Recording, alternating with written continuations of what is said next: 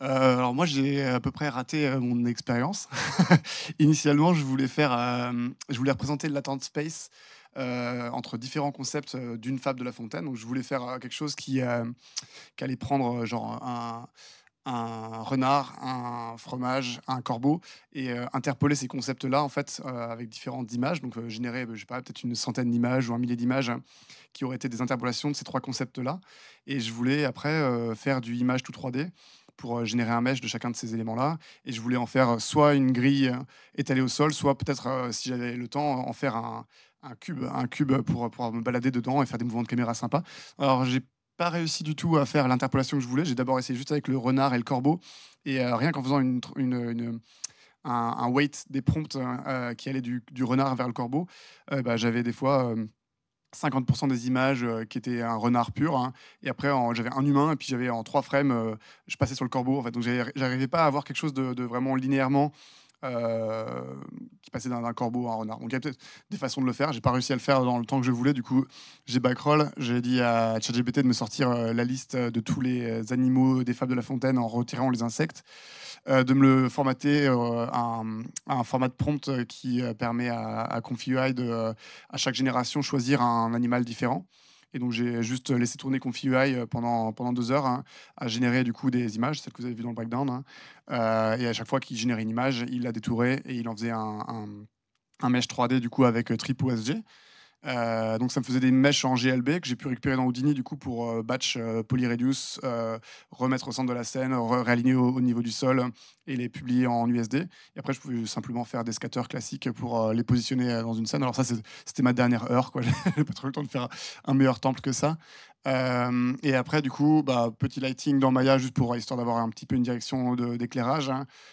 Stylisation de la 1re frame en prenant juste, bah, la première frame dans Runway, pour, la styliser en utilisant Magnifique, donc avec structure, basée sur la première frame de la vidéo et un style d'une image que j'avais juste générée, dans Créa, juste pour imposer le style de matière. Donc j'ai pas eu le temps de faire de texture, même pas de triplanar dans Maya et voilà, donc j'ai une génération de vidéos, du coup, ouais, c'est juste une génération, du Playblast, dans Runway parce qu'il restait plus de temps.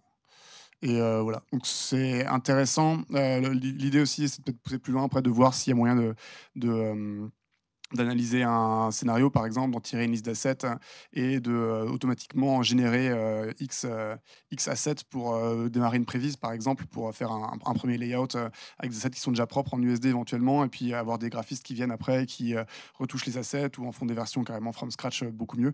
Mais, l'idée, voilà, de pouvoir éventuellement générer de la matière, pour démarrer le travail.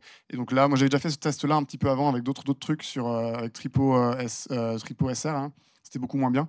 La TripOSG, commence déjà à faire des base mesh qui sont assez intéressants, voilà, pour, respecter l'image de base. J'avais très peu de déchets, en fait. Les seuls déchets que j'avais dans la génération des 2 heures que j'ai fait sur Confi, c'était des fois, il me faisait des humains, en fait. Je sais pas pourquoi il me faisait des humains, mais sur les 150 générations, il y avait 26 humains alors que j'avais que des noms d'animaux dans mes prompts, hein. Donc on voit le biais de l'humain dans l'IA est, assez fort et donc il y avait des humains qui ressortaient des fois comme ça. Donc j'en ai enlevé 26 sur 150, hein.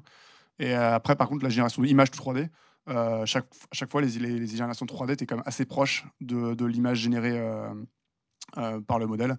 Donc, le modèle enfin, ouais, image tout 3D assez prédictible finalement, avec une qualité toujours assez moyenne, hein, mais, on peut vraiment prévoir le niveau de médiocrité qu'il a et on sait à peu près, que voilà, ça nous donne un 1er jet de proportion pour éventuellement partir dans ZBrush derrière pour sculpter un truc mieux que ça.